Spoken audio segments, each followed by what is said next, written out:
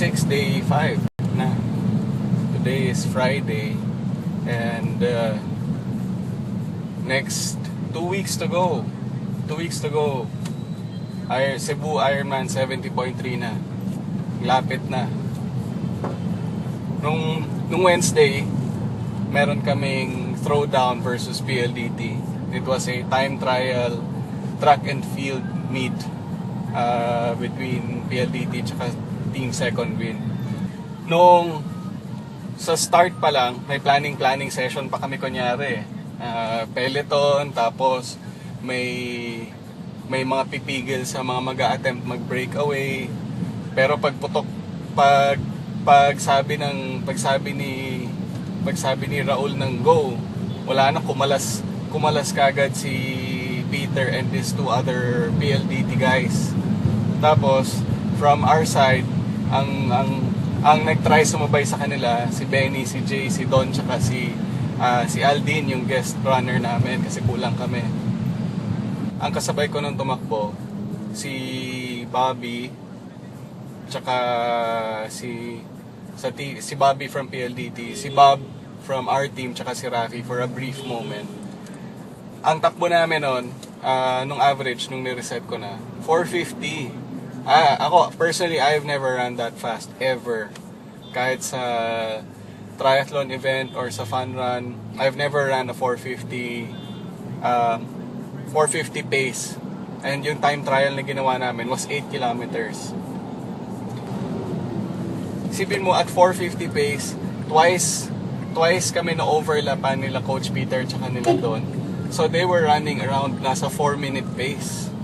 Or even low 4-minute pace. Or I wouldn't be surprised kung sub 4-minute pace pa yung ginagawa nila. Ewan ko, hindi ako magaling sa math. You do the math. Anyway, ang ganda lang tingnan.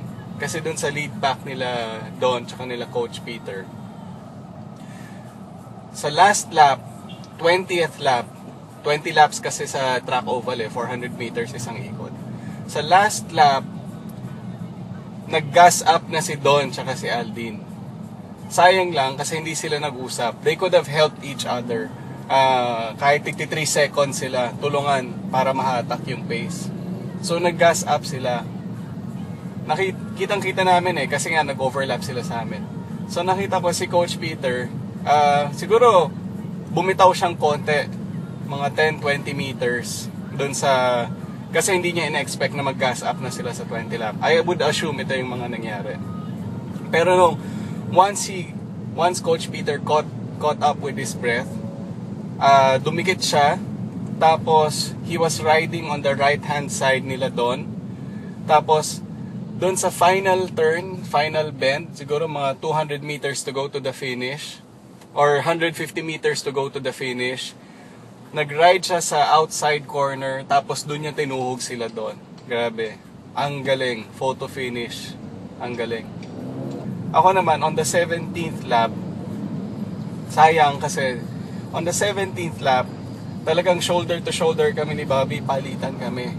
Tapos on the 17th lap, pagtawid ko nung marker, nung wire, sumigaw, last 3 laps.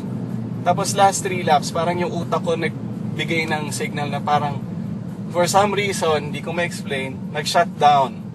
Nag-shutdown na yung katawan ko. Yun na yun, all out na. I guess all out na, wala nang mabigay, as in sumuka ako ng wala namang akong kinain noon before that, so sumuka ako ng laway lang, tapos ubo, suka, just trying to keep it together, fighting the fatigue. Pero for the most part, yung 17th tsaka 18th lap, wala, binigay ko na. Wala na akong mapiga, so nag-relax na ako noon. Until nung 19th lap, nung 20th lap, sumisigaw yung si Paolo tsaka yung mga ibang teammates na go, go, go, go. Tapos 20th lap, 200 meters to go, nag-second wind ako. From para akong nabuhayan. From a 30-second gap, I opened my hip, tapos I tried to kick back as far as I could, open my chest, breathe properly, Pero wala. The 30-second gap, I just managed to narrow it down to 15 seconds. So I lost to Bobby by some 15 seconds. And at the end of it all, as much as we would all like to go home as winners, may mga araw talaga na wala, na mahina ka. So overall, he had a better race, he had a better run.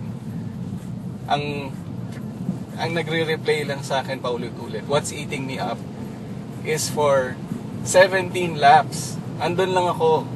I could have taken it. And the last 3 laps, wala. Nauwi sa wala. Which all boils down again back to my conditioning. I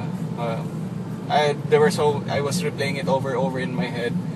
There were so many things I could have done better. Siguro I could have started a bit slower.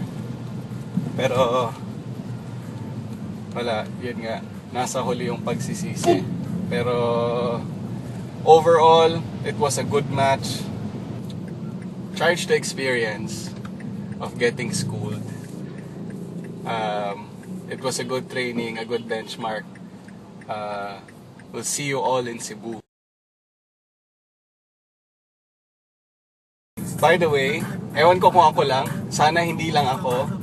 Pero ang sakit ng singit ko, ang sakit ng quads ko, sakit ng hams ko, ang sakit ng calves ko. Like I said, I've never ran that fast in my whole life for that long period of a time. So, sana hindi lang ako yung tao.